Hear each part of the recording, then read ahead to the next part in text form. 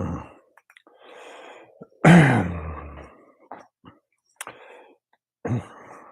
everyone, welcome back to the shop. Hope everyone's having an awesome day. It was a beautiful day here. A little bit of clouds in the morning, and then it turned into a very nice sunset. So, very nice day. And as you can see, the limo's out and the truck is in because we're doing front brake pads on the truck. Um, I just cleaned out the truck. You saw that video before. I cleaned out the brake area on the truck, and the pads started squealing again. And pretty sure one of uh, the pads have these spring. I'll show you on the pads. They have these spring clips that help prevent the or help the pads come away from the caliper when you're off the brakes. And I think possibly on this one of those is bent too far, and so the caliper is not coming away from the pad, and it's just screeching on there and squeaking. So I'm going to show you some of the tools that we're going to use. This is not difficult to do. You can do this very easily, and I'm not really cheating. I already did the passenger side just for sake of speed because you don't want to watch me do it twice. It is an exact same thing on this side, on the driver's side. So there's nothing fancy about it. It's very basic, but it is very heavy duty. So I'll show you one of the pads. This is one of the brake pads. This is my hand. I mean, it's a huge brake pad, and this is for a full-size truck that tows 25,000 pounds. So you want to really have really nice pads. These are very thick, and brake companies have different compounds, and they're all super secretive about it. How much asbestos is in here, how much ceramic, how much all this other stuff is in there. And so everyone keeps their compounds very secret. But what you want to do is, depending on what type of driving you're doing, if you're doing daily driving, you don't need a heavy duty, stopping pad. If you're doing performance driving, you don't want a daily pad. You will burn that daily pad down in probably just a couple of sessions, and then you're out of brakes for the day, and you're going to go metal on metal, and that's really bad. So same thing with this. Depending on what vehicle you're driving, select the right kind of pads. Now, these are Bosch. I'll show you the box I'll just show you the box now. Oh, there's the brake lube. They put it at the bottom. Okay, thanks. Thanks, Bosch. A little late on that. So this is the box that the brake pads are in. And there's the part number, BP1399. They're about 45, 50 bucks. And that's for a set of front pads. And these are called the Quiet Cast. And just doing 10 minutes of research, these are great for keeping quiet and for medium duty towing. So they're going to work perfect for my setup, where I'm towing a bunch with this, but I'm also, occasionally I have, Lowe's trips or whatever, where I'm not towing a ton and I don't need super heavy duty braking. If I was towing a backhoe every day, I need much different pads. So I'll show you a set from the passenger side, just so you can compare and contrast. That's kind of, and these are about half, a little bit less than half. These pads are ambidextrous, so inside can go outside, outside can go inside. It doesn't really matter. On some brake calipers, you need to check to make sure that your pads are inside, outside, left and right. It depends on the vehicle, depends on the braking system. But these pads are ambidextrous. Left and right are the same, and inside and outside are the same. So the other thing you should do is wear gloves when you're handling this stuff, because the brake dust probably has asbestos in it, and it's not good for you. So I am going to throw some gloves on. But here's what we're going to replace. And you can see where the pistons hit on the backside there. and then where the caliper grabs onto on the backside here. So you can see the marks right there. And these pads are probably 2 years old. They were replaced just before I bought the truck. So the place actually did pretty good maintenance on the truck prior to me buying it. The other thing we're going to replace are the caliper clips or the brake pad clips, whatever you want to call them. And these are little tiny pieces of sheet metal that are shaped to fit in, and then your brake caliper, I'm going to use one of the new ones, rides in there, goes in, and it rides in there like that. And that's where you lube up. You also lube up the face of it. Well, I'll show you all the lubing stuff, but you have to have a little bit of lubrication there. And this is what the pad glides on as it touches the rotor. It's to keep things nice and tight in there. And of course, and again, I'm going to keep a set of these because they're not in terrible shape. And sometimes you'll buy brake pad kits that don't have the clips. Cheap bastards won't include the clips. So hang on to a set of those. And what I usually do with spares is I'll keep it until the next swap out and then pitch it.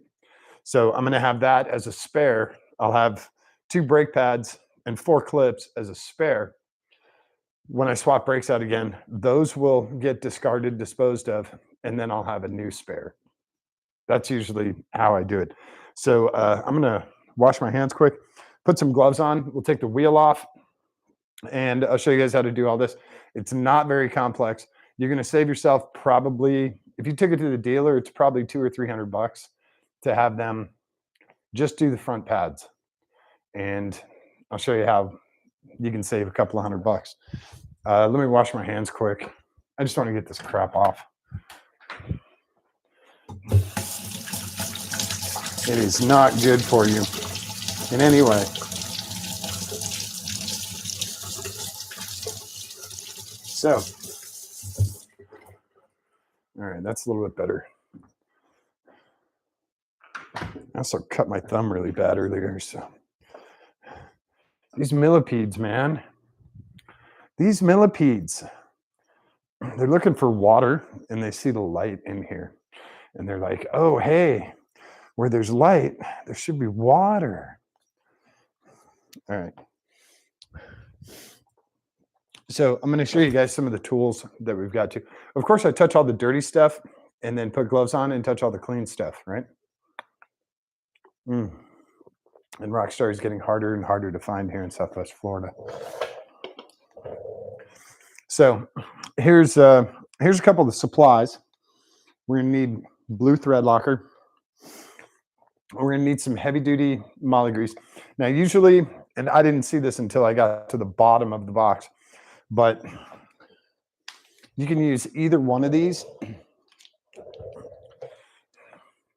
You can use what comes with the caliper if it does, or you can use a heavy duty moly grease. And this is just Master Pro Super Lith moly. It's a good high temp grease, and this was also very high temp. Synthetic brake component lubricant. Okay. Well, the other good part is we can save this because it's portable. We can take it to the track. We don't have to take a whole tub of grease. We can take that to the track. If we swap out pads, we can use that. It's a lot easier. So those are our supplies. The tools, we'll need a light. This cool brake pad spreader. I'll show you how that works. I have my little spacer stick that I used. You can tell I used it on the other side because that spreader doesn't go as wide as these pads go. I've got a wire brush. This is the steel guy. I have a 12-inch pry bar. Is this 12-inch? Does it say on there? It doesn't say. Simple, small pry bar, and that's to move the caliper. You'll see where we use it. We have a 3/4 or a 1/2-inch drive socket and a 5/8 impact, and other supplies. Our new bag of clips. We also have 2 torque wrenches. you really only need one torque wrench, but I have two, so I'm going to use two. This is the big boy for when we put the lug nuts back on. So it goes to 100, I believe it's 100 or 142 foot-pounds for the lug nuts, which is, you'll freak out on this. That's the same as a Mustang. Even like the EcoBoost Mustangs, 140 foot-pounds. It's crazy. We also have a 3/8 drive, and I have a chrome socket 5/8 because this is much lighter. This one is set to 55 foot-pounds. So that's all the tools we're going to use for this entire thing. Now I'm going to get off the rolly stool and I'm going to take the wheel off. Like I said, I cheated a little bit and I took the lug nuts off because I was using air and I don't want to piss the neighbors off and burn, at all hours of the night. They get enough of that shit. So I took all the lug nuts off except for two, and then going back on, we'll do them by manual. Lower the jack and crank it down. The other thing I did was I jacked the truck up from the lower control arm position, because if I jack it up from the frame, this has so much suspension travel, I would have to jack it incredibly high up. So fortunately, I have good clearance here and I have a really nice jacking point right at the lower control arm mount. Hockey puck, a little 4-inch extension on the air jack, and it jacks it right up. So since I'm not going to be under the vehicle, I'm not doing a jack stand. You should kind of always use jack stands, but I'm not going to be under the vehicle. So if the wheel's off and the jack fails, I'm not terribly, the truck's just going to go straight down. So I'm not horribly worried about it. I know that's bad practice. I should always have a jack stand under there, but this is also going to be pretty damn quick. So hopefully everything works out. You guys can roll the dice with me. If the jack fails and the truck falls and rolls over and crushes me, you get to watch it all. How's that? Is that a fair trade? All right. I'm going to get off the rolly stool because I need to be a little bit lower. I'm going to try and I might actually just bring you guys down. I'm going to bring you guys down a little bit lower. Let me find something to put you guys on so you can see what the hell is happening here.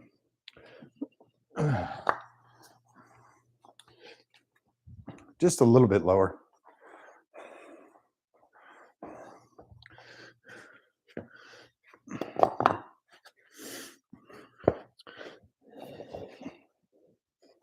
Maybe. Let's see. Let's see what we got here. If we can do this. And I'm trying to put you on the caliper side. So get the rolly stool out of the way. Our caliper is going to be on the back side here. And we'll get some more light in here. So I apologize that it's dark. So now the other nice part is to have a lift for this. We don't have a lift right now. Do you back a little bit. So I have 6 lug nuts off, 7 now. This guy's going to come off. Now here comes the fun part. When you're dealing with larger wheels, especially on heavy duty vehicles like trucks and things like that. Somebody's car alarm's going off. I don't know if you can hear it. This is usually, the wheel is usually corroded to the hub, and it's going to take some tapping either on the top side, bottom side, and sometimes from the inside out. You can do that with a rubber mallet. You can do that with your boot heel. Don't use your toes. You're going to break your toes. But the one thing you want to do is put a lug nut back on here. And this is really important, especially if you have really nice, expensive wheels. Put a lug nut just barely on, just a few threads, so that when you do break it loose, it doesn't fall over, either crush you or damage the wheel. So just put one lug nut on there, just a couple of threads. It'll save you in the long run. And here's how I normally do this. I'll hammer up here, then I'll rotate the wheel 180 degrees. I'll hammer again, and then keep rotating. Eventually, it will break free. There you go. That's all it takes. So now I can take this lug nut off because I have control of the wheel. put him in the pile. And then I'm going to stand up to move this wheel because I don't have the leverage. So also notice I didn't jack the truck up 8 feet because I knew this was going to come off. And this thing is not light. I think they're over 70 pounds. So again, set him safely out of the way. Another thing you can do if you don't have jack stands, or if you don't want to use jack stands, you can take your spare tire and you can shove it under somewhere underneath the suspension. You can see the air jack right here. You can shove it somewhere underneath the suspension, and that will lessen the distance of the fall. So if you wanted to, you could put it under this torsion arm, wherever. Just one of those extra safety things. So here's our caliper. Let me get a light in here and we'll get going on this.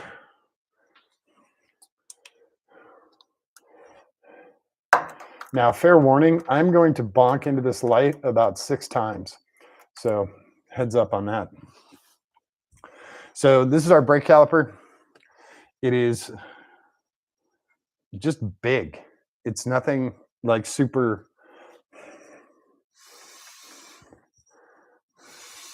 crazy. And I can tell one of these pads is dragging. And that's where I'm getting my squeak from. This should spin fairly freely, although it might be a little bit pressed from when I push the caliper back, the pistons back. So, I mean, it doesn't really matter. The other thing we're going to do is take care of some of this corrosion on top.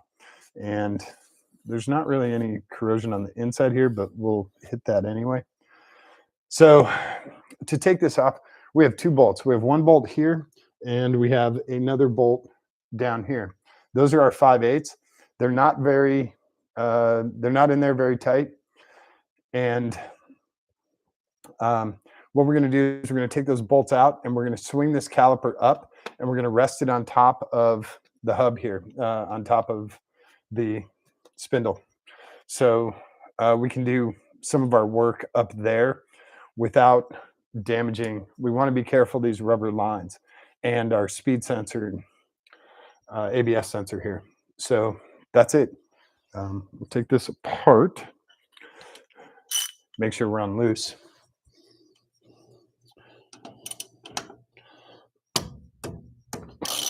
Like I said, it doesn't take much.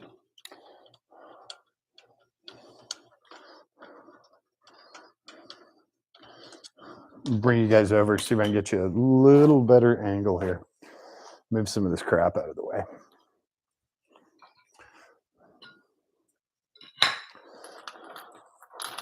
Keep the lug nuts close.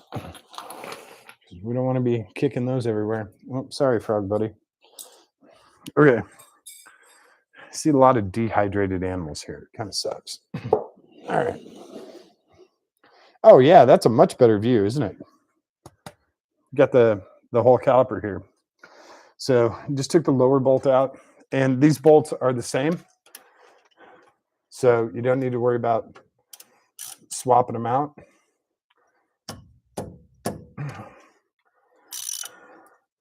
This one is not.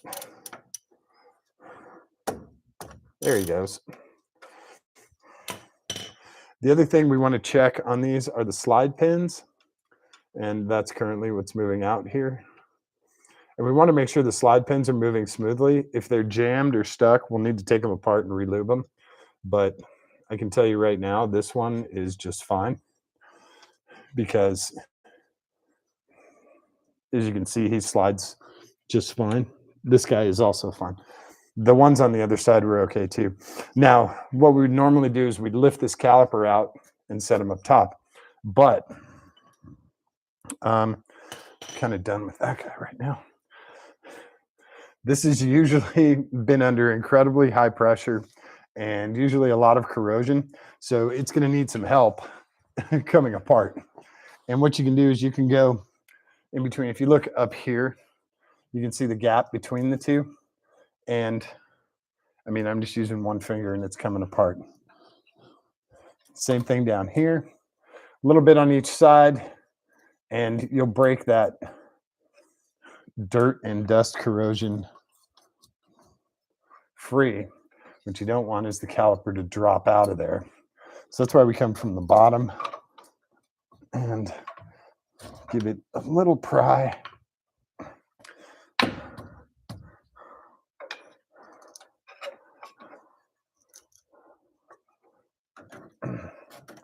He's tight up there. There's a lot of crap in here that you have to get past, but he's very loose. Let's see if I can get him that last little section. There we go.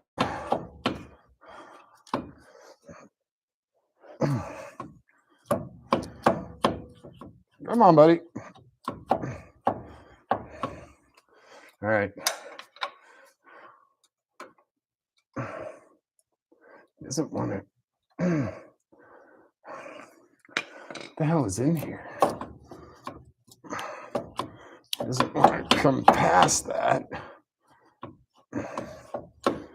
Of course, the other one came right apart, right?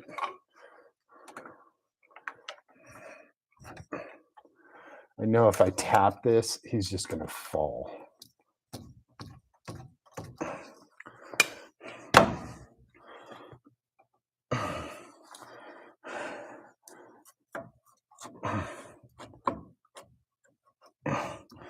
Doesn't want to come up.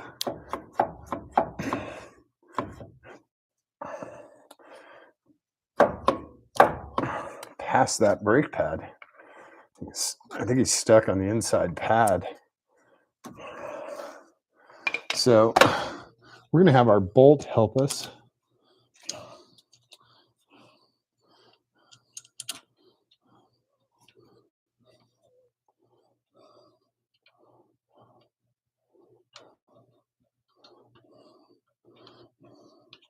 Bolt's going to give us a pivot point for the lower,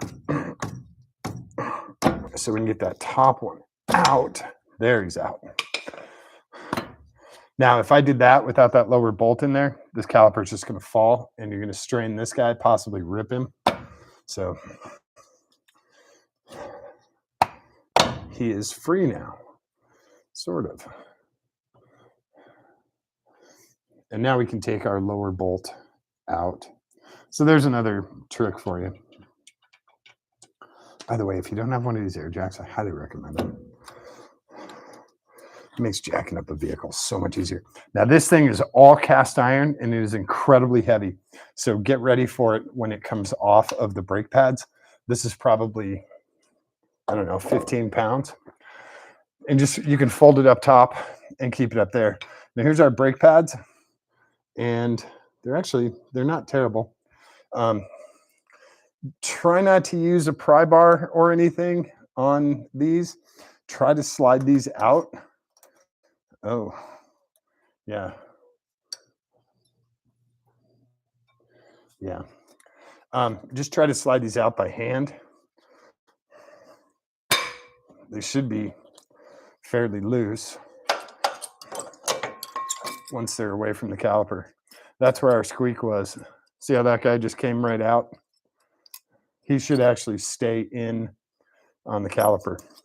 So that's where you can actually even hear the squeak. So set this guy aside along with that. And then make sure you get all these clips out, all the old clips. Now on these, you can just push straight up and they'll pretty much pop out. Pretty much. The ones on the inside, and see that dust that comes off there? You really don't want any part of that.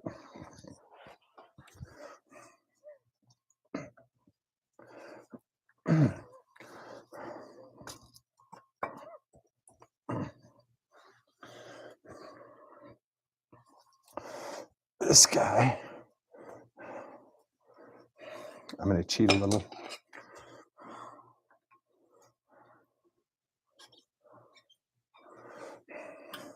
I'm putting pressure. The tip of this is actually going on the pad, not on the rotor, because I'm replacing the pad, so I don't really care if it gets damaged. And then it's just using the edge of the rotor to come out. So as long as you're smart with it, yeah, this pad is a nice chunk out of it. You can kind of see right there. And also the cleaning area, which is this little gap, is just filled with crap. So on this one, see how the clip didn't stay with? But also you have a ton of corrosion on, this is the backing pad or the silencer plate, the anti-squeal plate, whatever you want to call it. And you can see the corrosion and how this is broken up. So this probably wasn't helping either. So those pads are pretty much toast. But I'm fairly certain that that guide clip was my squealing issue. So we have all of our old clips out. Now it's just inside part of the caliper and the caliper bracket. Now here's something cool you can do. It doesn't cost anything and it only takes a minute or so. This outside edge is prone to corrosion on every single caliper.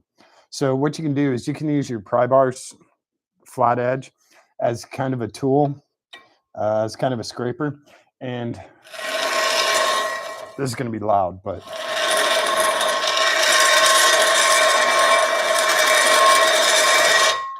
do the other side.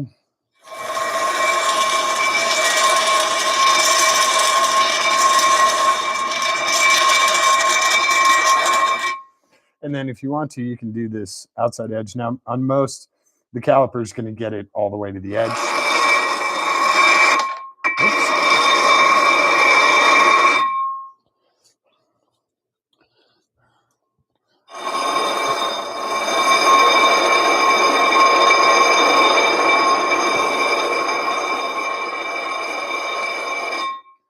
Only takes a minute, cleans it off. If you have a vehicle that's been above I-70, this is going to be huge. This is going to be completely corroded. That's all it really takes. And yeah, it makes a mess on the ground. You can see how much crap just comes out just normally. We haven't even brushed anything up here. So we're pretty much ready down here. There's nothing major. I don't see any defective stuff. You can see the sliders. They work just great. No problem there. This one's actually smoother than this guy. This guy's fine too, though. Our seals are okay. These are seals right here. You can get replacement seals. Usually they come with the sliders. They're very cheap. They're like 20 bucks. You replace the seal on the slider and you lube up the inside. You put in regular moly grease, the high temp grease, and that should last you 20,000 miles, 30,000 miles, depending on what kind of harsh ass driving you do. So next up is our wire brush. This is a little guy. He works great for getting into little crevices and stuff. But I want to make sure that these areas here where the bolts are, this is a machine flat surface. So I want to make sure there's no corrosion on the inside here. You can just see it in the dust that comes off of it in the light. The other thing I want to do, make sure the piston faces are smooth, no corrosion in there. If you want to, you can feel around. I don't feel any corrosion inside the pistons. So the other thing, this face, this inside face, and this inside face need to be corrosion free as well. And it doesn't, again, it doesn't take much. So I'm just going to hold the caliper. Can you guys see that dust? Yeah. And this is just where water gets trapped, and this stuff corrodes so easy. Now you want to be really careful with the piston because this is a rubber seal and it's thousands of PSI. You want to make sure that it doesn't, you know, get ripped or anything like that. So definitely inspect that.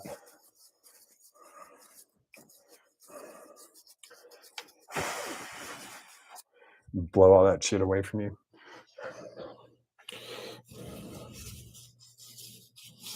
Yeah, these faces are pretty clean. I'm going to give a couple passes on right here.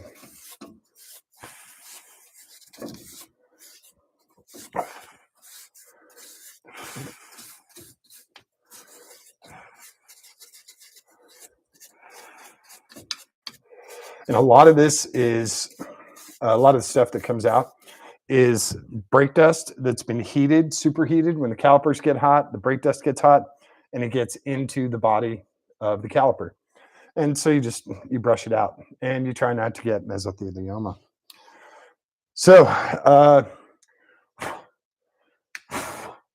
we're done with our cleanup stuff. So now we can go to we're going to push these pistons back.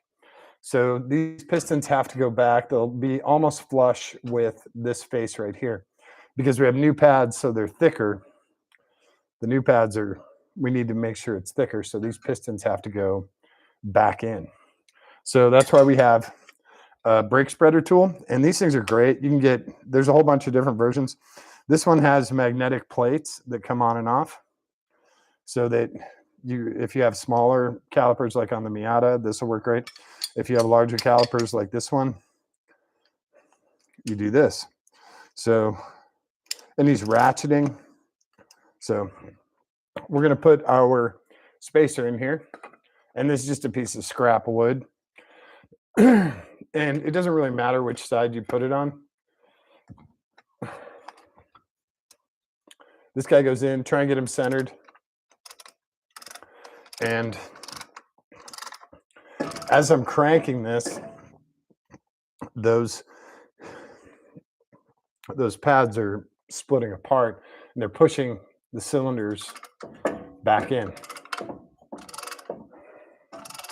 or pots, or whatever you want to call them.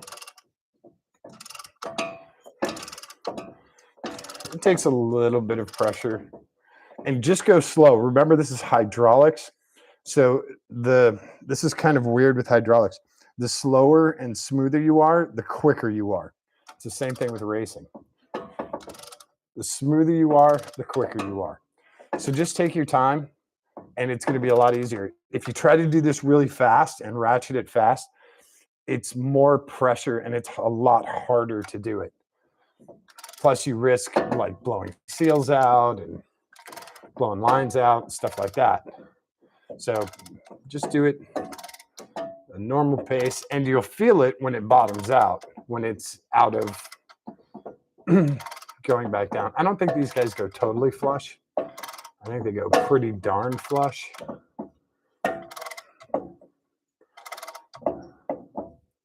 Yep, that's it. And then we reverse this. This is ratcheting. So hold that side, put it in reverse. And we can pull this out. We can thread this guy back in. And we're basically done with our brake spreader. Set him to the side. We're done with our bar. And as you can see, these pistons are back in where they should be. So let's do our pistons and our face here. And I'll show you where we're going to lube it, and then we're going to lube this too. So on our pistons and face, now again, this is just regular moly grease. This is high temp moly grease. I have it's called an acid brush. You can get these at any craft store.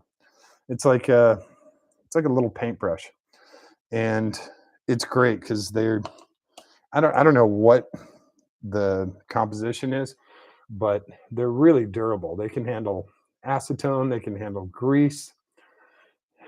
And what I'm doing here is I'm just painting the face of the piston, just the face edge.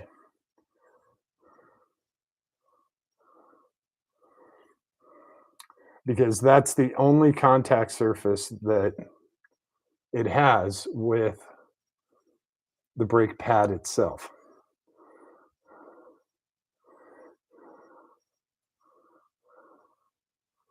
So I'm going to give it just a smidge more down here.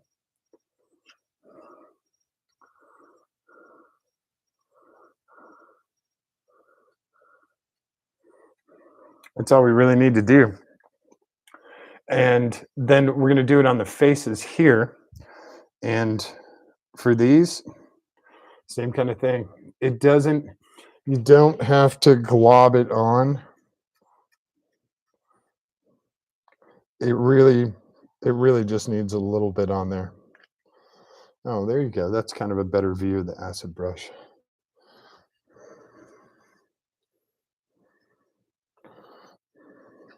A lot of guys will just grab a fingerful and throw it on there. If that works for you, great. I'm a little bit more controlled with this stuff because all grease is going to do is grab dirt. So that's why you put it on the surface areas, so that if you just if you take one of the okay, that's one of the old pads. One of the old pads. Take Christ. If you take one of these and you just slather all the way across this, it's only going to make contact like with the pistons here or the three sections here. The rest of that is going to be just a dirt magnet. This stuff will pick up dirt from anywhere. It'll pick up dirt from Kansas all the way here in Florida. So you'll see guys like just smeared all over here. That's okay, but you're just going to pick up dirt, and that dirt is eventually going to corrode, et cetera, et cetera, et cetera. So the one thing that I didn't do on this that I probably should have, and I'm sure I'm going to get razzed for it, is using brake clean. And brake clean is really for brake rotors. So if your brake rotors are incredibly dirty and all that, yeah, you can run brake clean on them.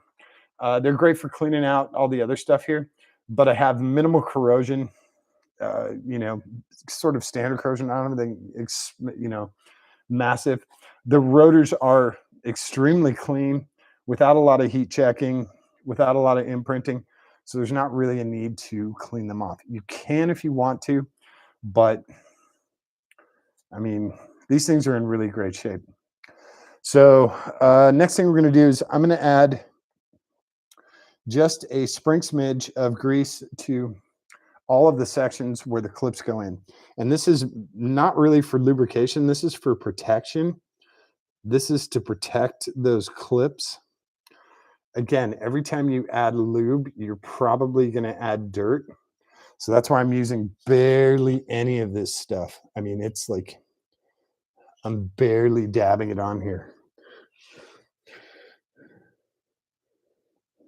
And also, if you have corrosion on in these little notches, you definitely need to take care of that before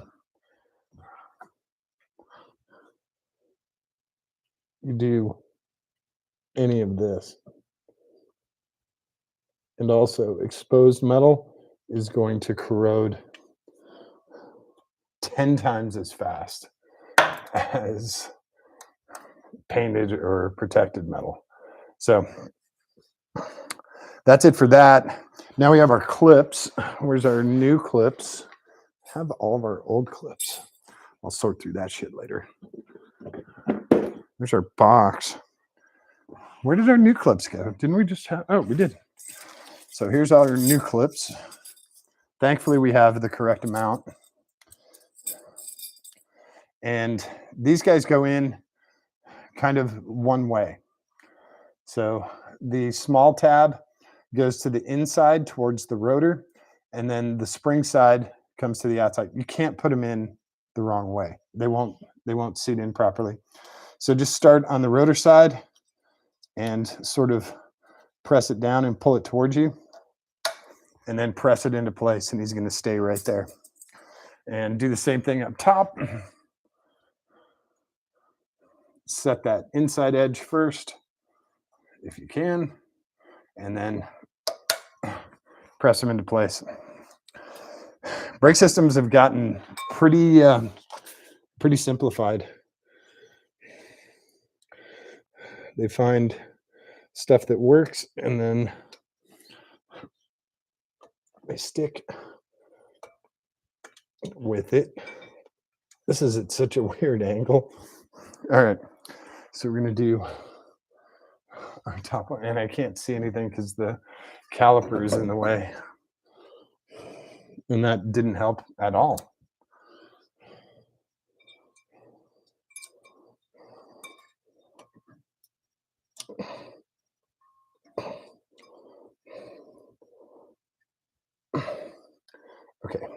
Hang on.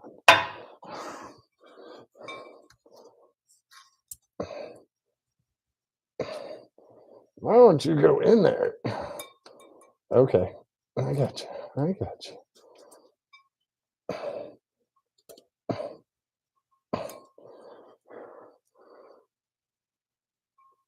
Oh, come on. This guy does not want to go in there.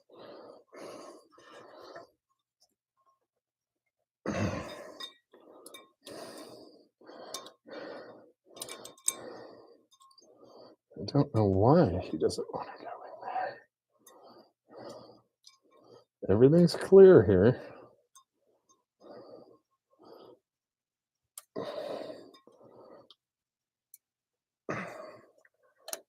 Okay.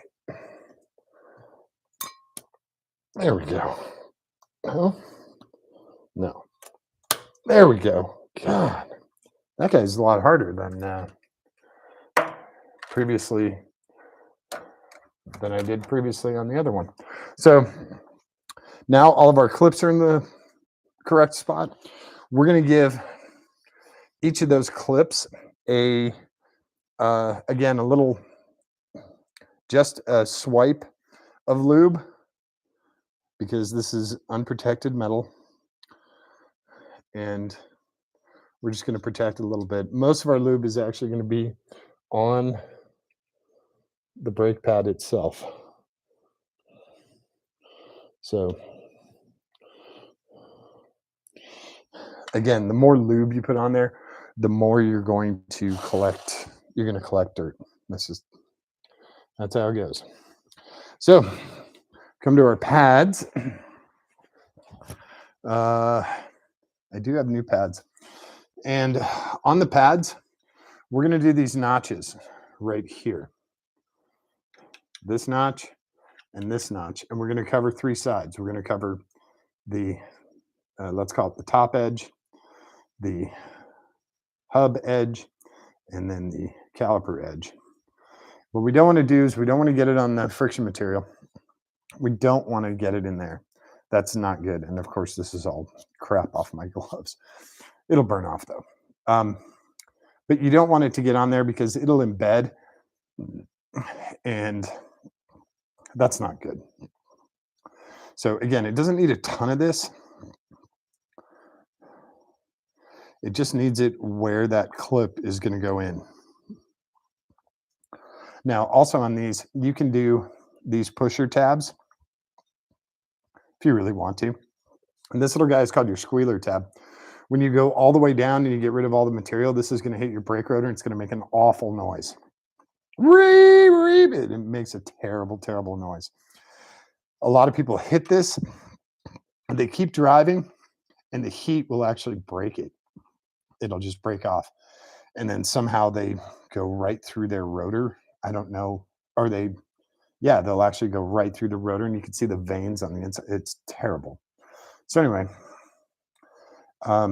again, a little lube goes a long way, and otherwise it's just going to collect dirt. So, yeah, because none of this stuff is sealed. Make sure your pads are facing in the correct position, right? I can't really put the pad in like that, right? So I'll do the inside one first because it's apparently a huge pain in the ass. At least it's being a huge pain in the ass.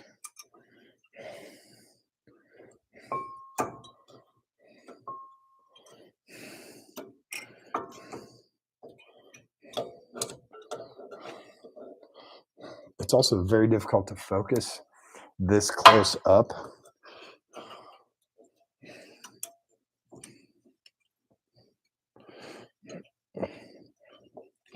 Without light. What am I missing here?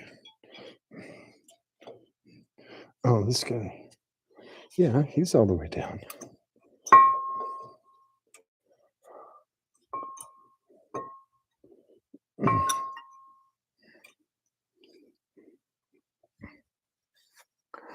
Do I have these? No.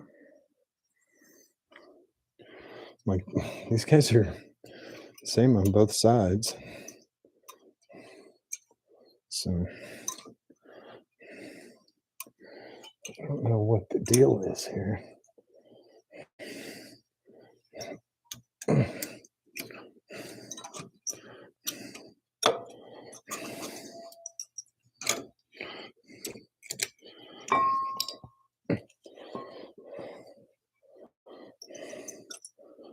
He does not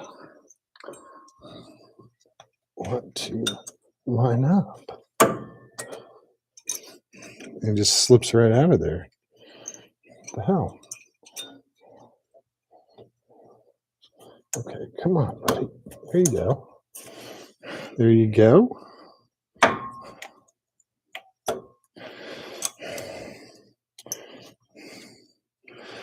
What the hell?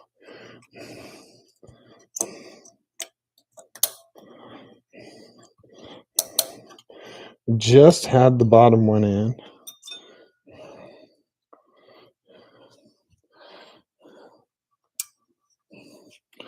And now he doesn't want to go back in.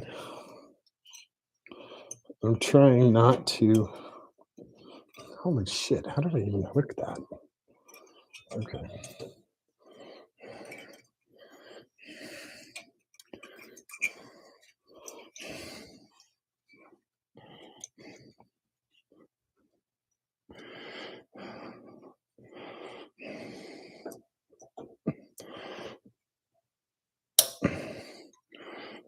I can't see any of this is the problem.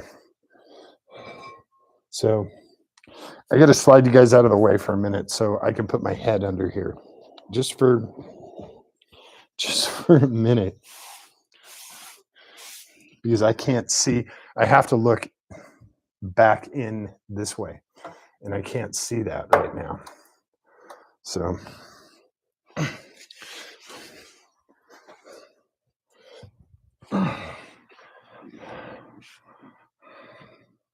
moving the light there did not help.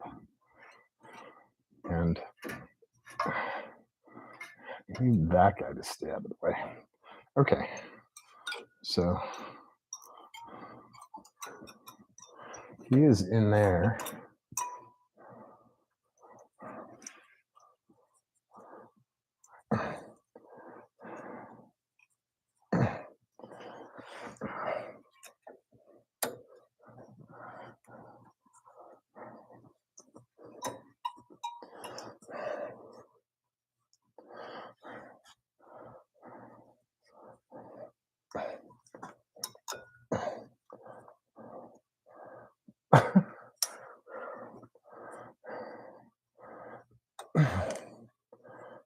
This guy got bent.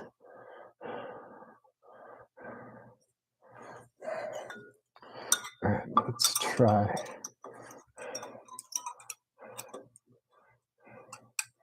This guy first.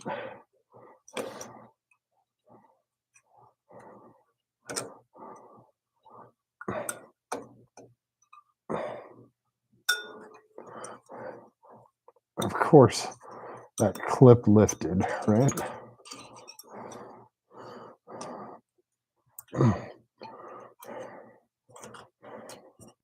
Okay.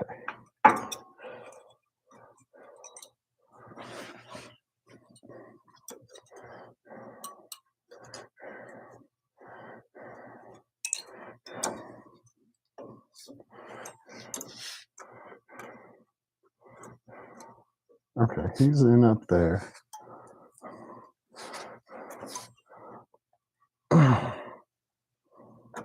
There we go. Okay. God, what a chore. You can also see how nicely that caliper or that pad slides now. So, all right, move our light back up here so that we can do the top edge. Sorry about that. And bring you guys back in. And now we'll do this side and Where's my other brake pad? Same thing with the lube. Oh, of course, I dumped the brush all the way deep into the grease and it got all loaded up. So, again, a little bit of lube. What you'll sometimes see shops do is the guy will grab the tub of lube and he'll just dip this in like it's an ice cream cone getting chocolate sauce on the top. And he'll just dip that end in. And I'm like, oh, dude, that's a lot of grease. That's a lot of grease. But okay. So sometimes, sometimes a little is just enough. You really don't need much. So, all right. We get this guy on here. And it's usually a pretty tight fit. That other side was just fighting me really hard on both accounts. This guy is actually doing okay. There he goes. There we go. There's both of our pads in. Now the simple part is we're going to swing we're going to try and hold these guys a little bit close together. If you look, you can see how this spring works. See how that spring pulls the pad back slightly? Because these pads are pretty heavy. So he'll pull the pad back a little bit when you're off the calipers. That also helps with pulling the piston back and everything else. It also helps with cleaning because if the pad is constantly on the rotor, yeah. So next up, just a spring smidge of blue Loctite on these guys. And again, it does not take much. You just don't want them coming loose. Vibrating loose and a little bit of blue Loctite. Absolutely the way to do it. By the way, we're done with our grease. We can clean that up and put it away. So you should do like 3 little dabs and then run it around. It's pretty simple. And then try not to lose the cap. So we're done with our supplies. This and our grease, and you can cut a little notch in the lid, and that way you can keep your brush in there, and it keeps the brush out of everything. So we'll bring our caliper. We're going to swing it down. We'll do the top one first, and then we'll do the bottom one. We got to remember to push in the slider pins too. So this is absolutely a two-hand job. And we're going to bring that pad in with the back, and we're going to help this pad. Now we have both pads in. And my stupid glove got stuck in there. Okay.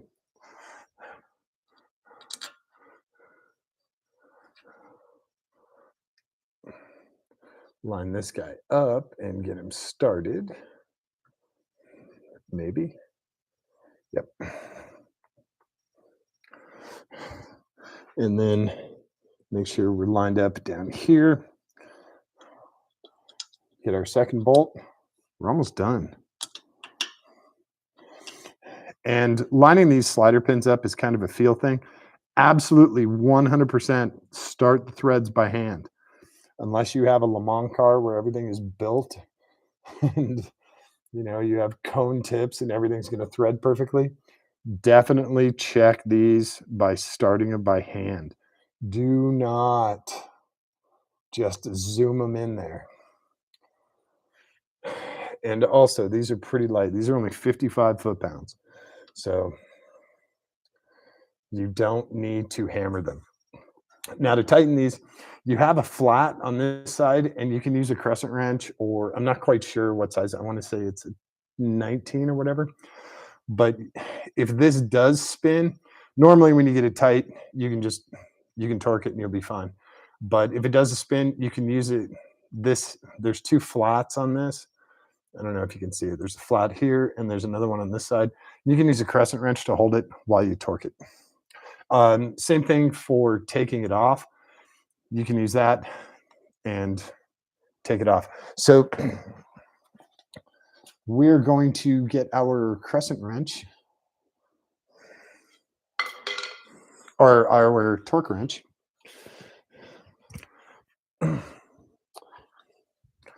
And this one's new. I haven't messed with this one yet, but we're still set at 55 foot-pounds.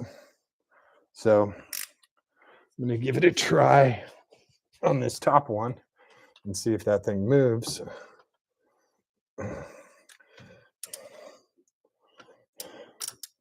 Kind of got to flex the hose and stuff out of the way.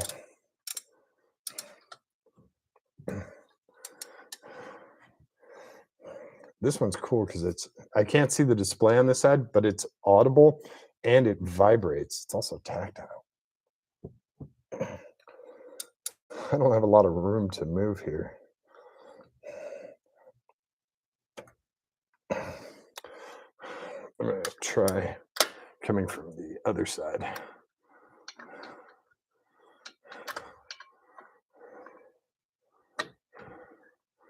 Okay.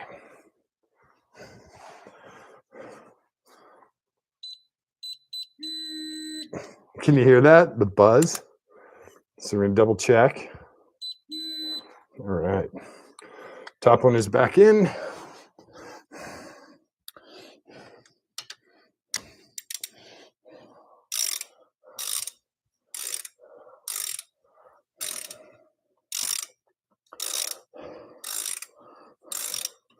The other cool part about this wrench is it gives you the display on what you currently hit. So I currently hit 13.61, but I'm going for 55.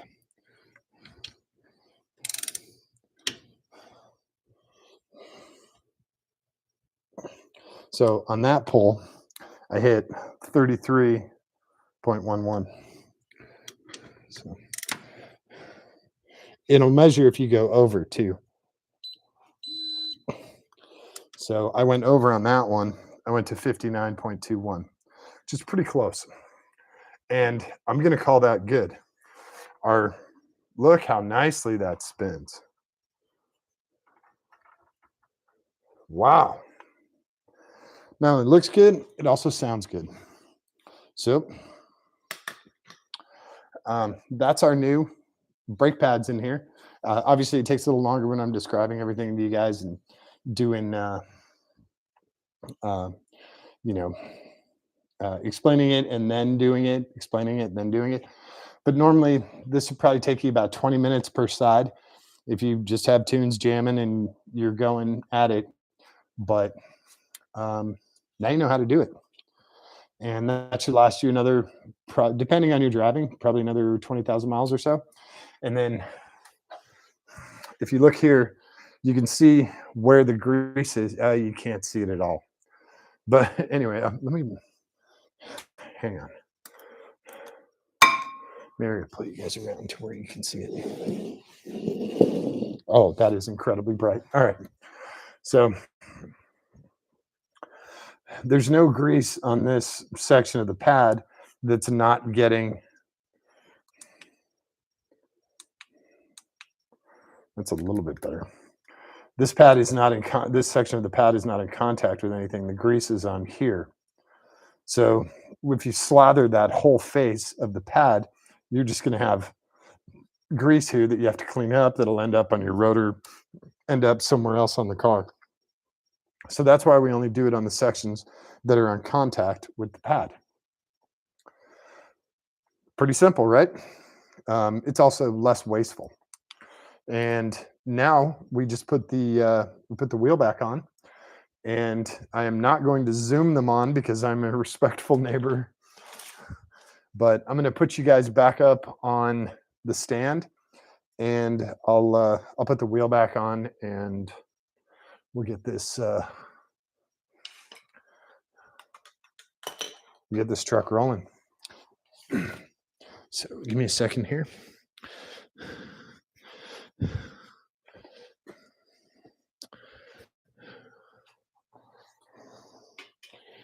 Okay. Is that at least a little bit better? That's what you guys were on. We'll just get these out of the way for now. So, yeah, you guys can see there. Again, when handling wheels and brakes and stuff, please use gloves. That shit gets on your hands. The old brake dust, whatever the road picked up, all of that stuff. You guys can see here how much crap is actually on the ground. That's actually not that much. Normally there's a ton of crap here.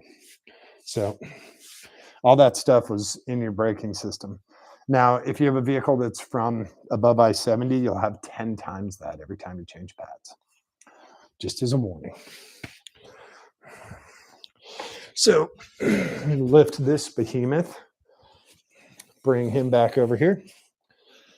And another trick is to angle the tire inward so that when you do it level, it comes up and meets the hub. So you have to go about halfway, a bit more. And now he's in contact with the hub. So when I lift it up to align it, it should actually kind of fall in place. There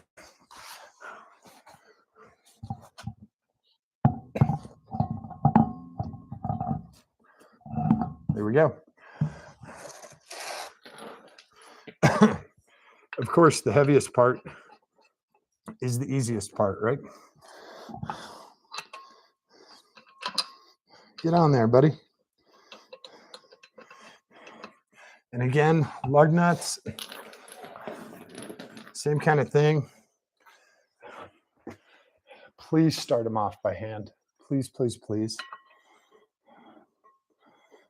Just get a couple threads on there. Please.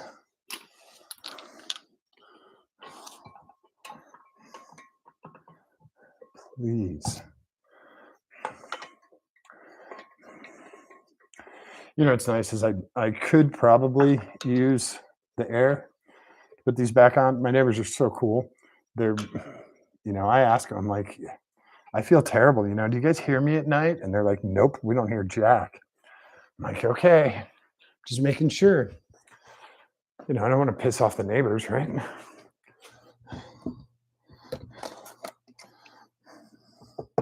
I don't think anyone does.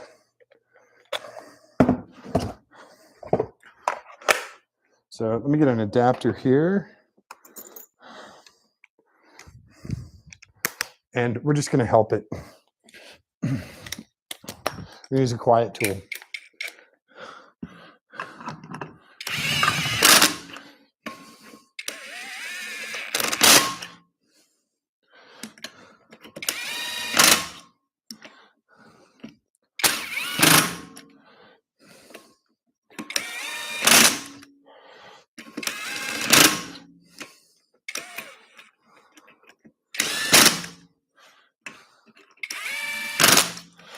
That's it for that. Now we torque them. Well, now we drop the truck and then we torque them. So there's our top, just totally silent. Gotta love that. So I'm going to pull the jack out of here.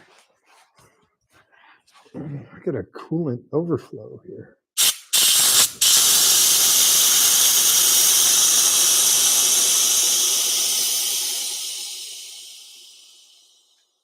There we go.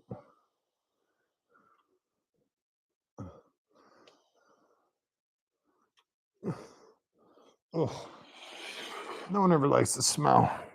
And are you wondering how heavy the truck is? That's getting jacked up 4 times. That's what it did to that hockey puck. So this hockey puck is still kind of good. We can use it on the opposite side, but it absolutely chunked the shit out of that thing. So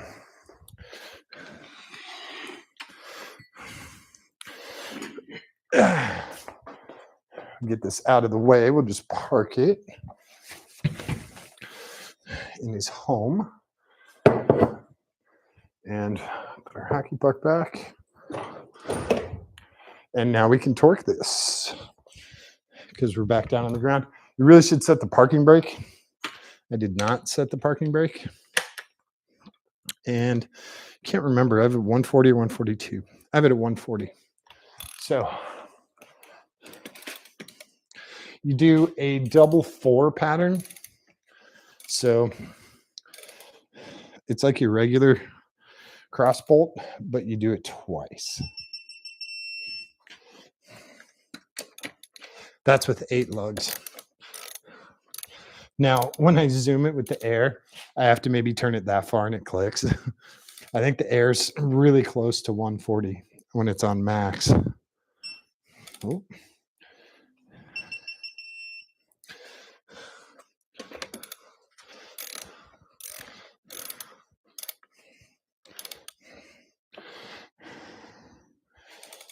I know, this is so exciting, isn't it? If you're not enjoying this, don't ever go to the track. See this every 60 seconds at the track. So now we start our other 4.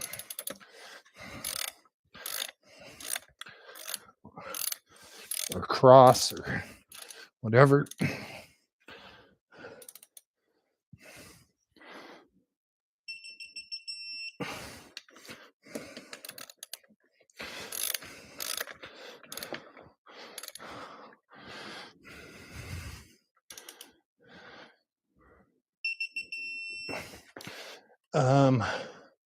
Where do we go from here? Come over to this guy.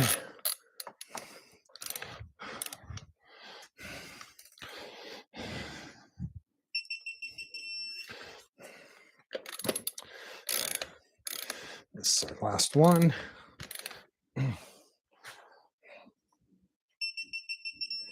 That's it. So now, because I have OCD really bad,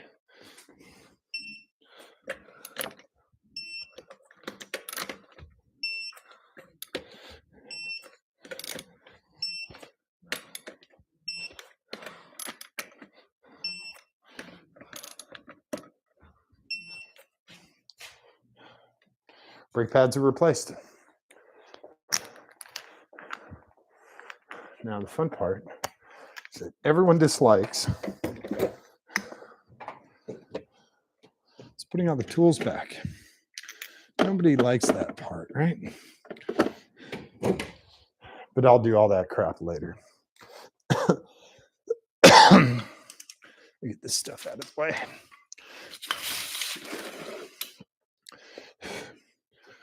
Well deserved. Oh yeah. Awesome. All right.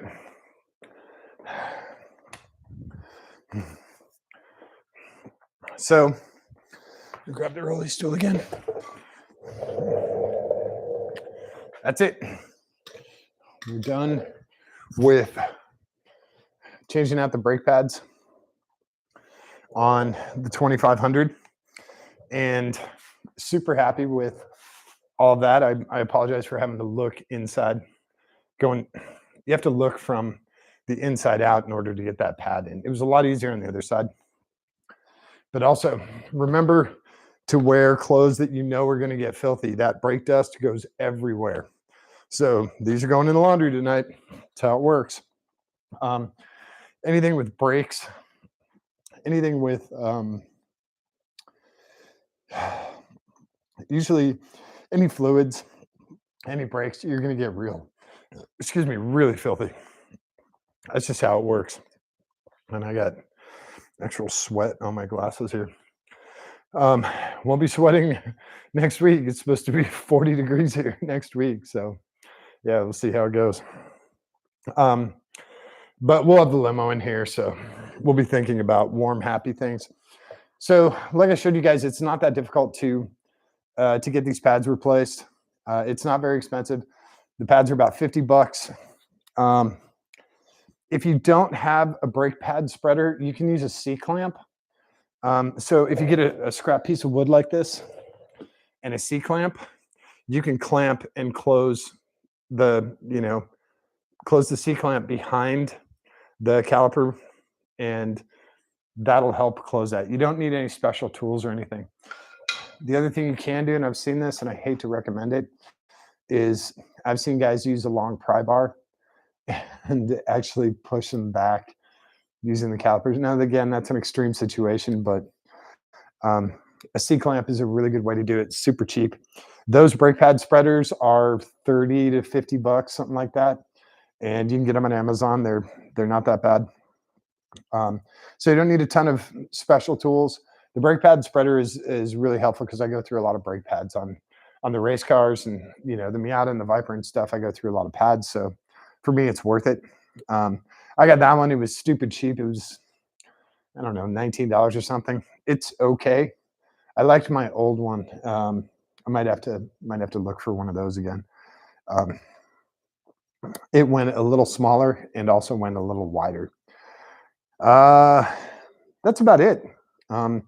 So hopefully you guys learned something. Hopefully are can take some of this and put it towards your truck. You can also, a lot of the basics apply to kind of any car. So if you're doing a Miata, if you're doing a Ford Tempo, if you're doing a Camaro, whatever, most of this stuff applies. It's going to be basically the same procedure, just the pads will look a little bit different. There are different disc brake calipers, and they work like the calipers on the Viper are considerably different than these.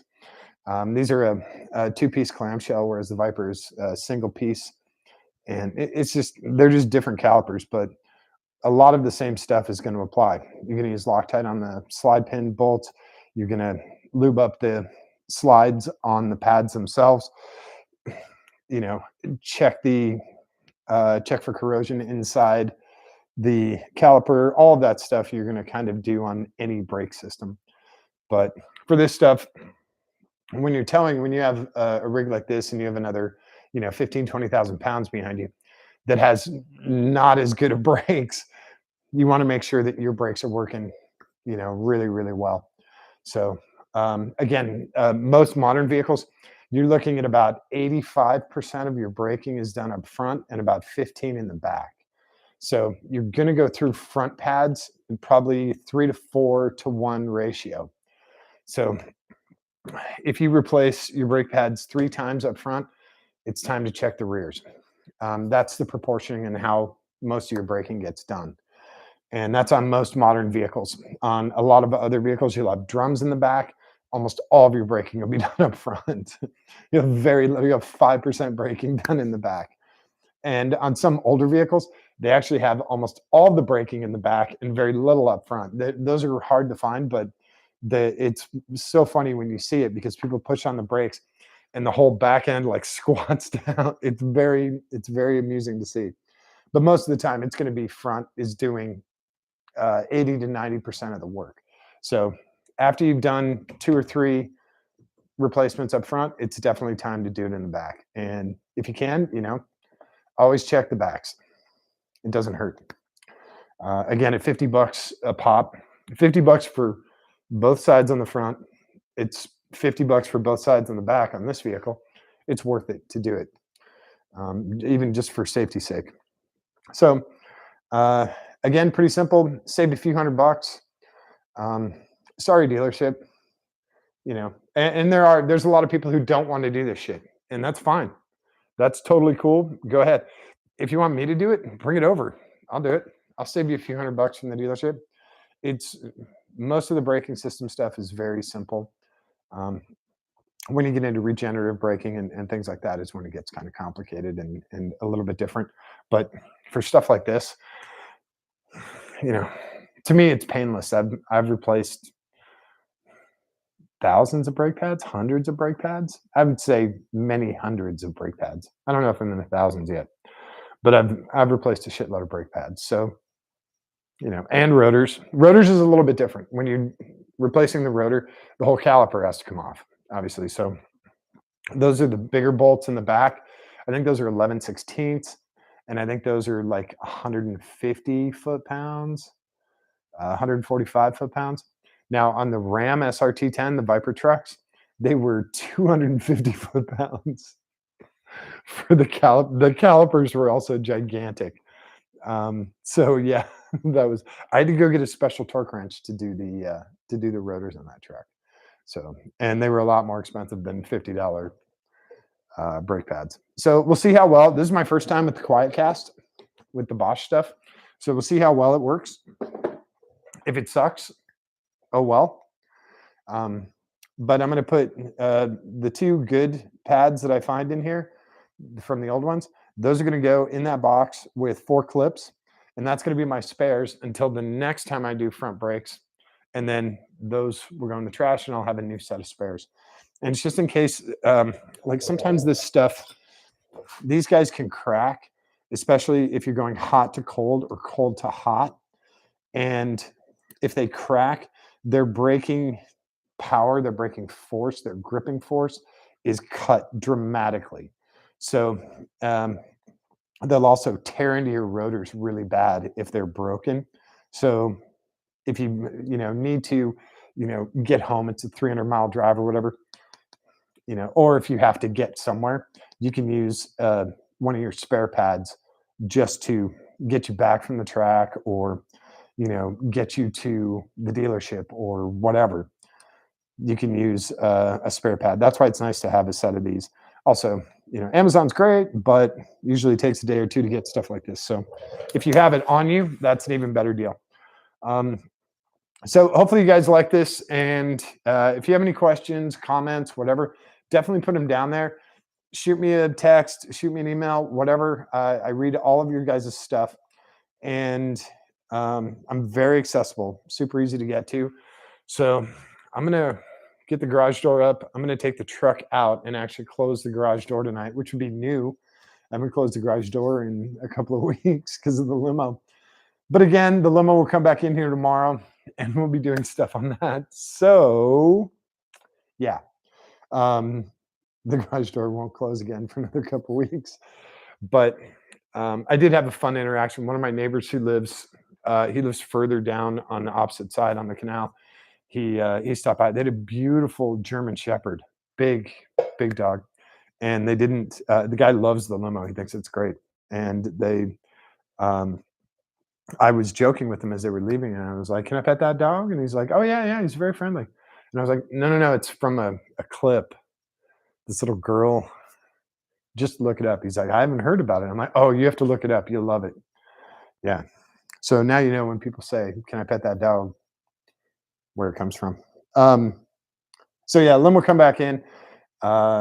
Limo's actually running great, and it's very happy, especially with all the new electricity and all of that super clean power. So we'll get back on the limo. We'll do some Miata stuff, I think. And this weekend, I think it's Sarasota Cars and Coffee. I got to double check on that. So I'll probably take the Viper up to that on Saturday morning, super early Saturday morning. And then there was another event in Punta Gorda this weekend, so I might be there. It was a cruise in, I think, in Punta Gorda. I have to look it up. It might have been in Englewood. I got to look it up. Anyway, that's the upcoming plan. So thank you guys again for hanging out. Thanks to all the new subscribers. You guys are great, man. I'm glad you're enjoying this. And if there's something you want to see, shoot me a text, send me a message here, email me, whatever. I'll try and get the car in here, or at least go through it, whatever you're asking about on one of my vehicles. You want to know how tailgates work, or, replacing side mirrors or whatever. Let me know, and I'll try and get a vehicle here to do that, or, draw it out or whatever. And yeah, that's about it. So I appreciate you guys. It's really cool that you guys are liking this. That makes me feel good. Considering I don't get paid anything for this, it feels pretty cool that you guys like what I'm doing. So yeah, that's it for tonight. Everyone have an awesome night, and don't forget to show someone that you love them today. Give them a kiss on the cheek, give them a kiss on the tip of their nose, hold their hand, give it a squeeze. It's really important for them, but it is far more important for you. All right. Thanks, everyone. We will catch you. Let's see. Uh, maybe tomorrow night. We'll see. Definitely this weekend. Cool. Rolly stool. Woohoo!